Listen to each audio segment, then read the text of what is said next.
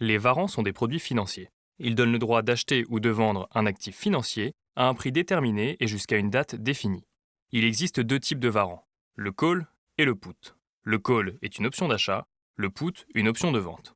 Ils sont généralement utilisés par les investisseurs pour doper la performance de leur portefeuille grâce à un effet de levier ou pour se couvrir de la baisse d'un actif. Ils sont cependant très risqués. L'investisseur peut ainsi, en achetant un call, acheter le droit d'acquérir à une date déterminée, appelée date d'échéance, un actif financier à un prix fixé à l'avance.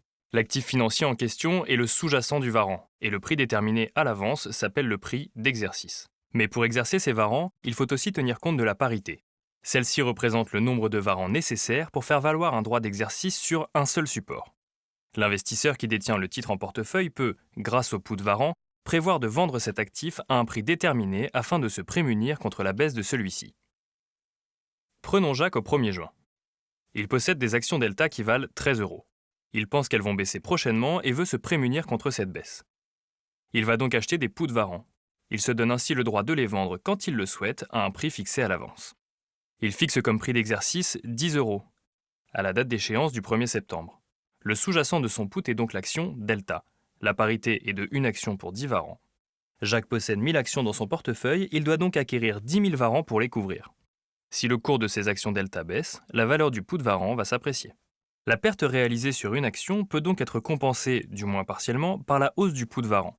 Dans les faits, les investisseurs ne souhaitent pas exercer les droits attachés aux warrants. Ils cherchent plutôt à revendre la prime payée en faisant une plus-value. En effet, les warrants permettent de parier à la hausse ou à la baisse sur un sous-jacent. Ils bénéficient pour cela de l'élasticité. L'élasticité mesure la sensibilité du prix du warrant pour une variation de 1% du cours du sous-jacent. Par exemple, Jacques achète un call warrant de la société Alpha. L'élasticité pour ce call warrant est de 6. Ainsi, si l'action perd 5%, le prix du warrant diminuera de 30%. Pourquoi investir en warrant ? Si vous êtes un investisseur averti, investir en warrant peut éventuellement s'avérer plus avantageux qu'investir directement sur le sous-jacent. Ils permettent d'utiliser l'effet de levier sans recourir aux services de règlement différés. Les warrants peuvent aussi permettre de limiter les pertes au montant de la prime payée.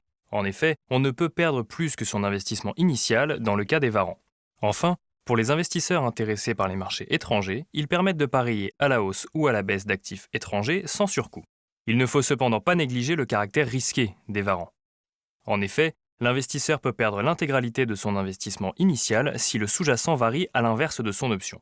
De plus, une partie du prix du warrant est représentée par la valeur temps. Elle est d'autant plus élevée que l'échéance est éloignée. Mais cette valeur diminue avec le temps. En principe, il est donc préférable de vendre le warrant avant son échéance. Comment investir sur les warrants ? Il est possible d'acquérir des warrants uniquement au sein d'un compte titre. Leur cotation est organisée par leurs émetteurs.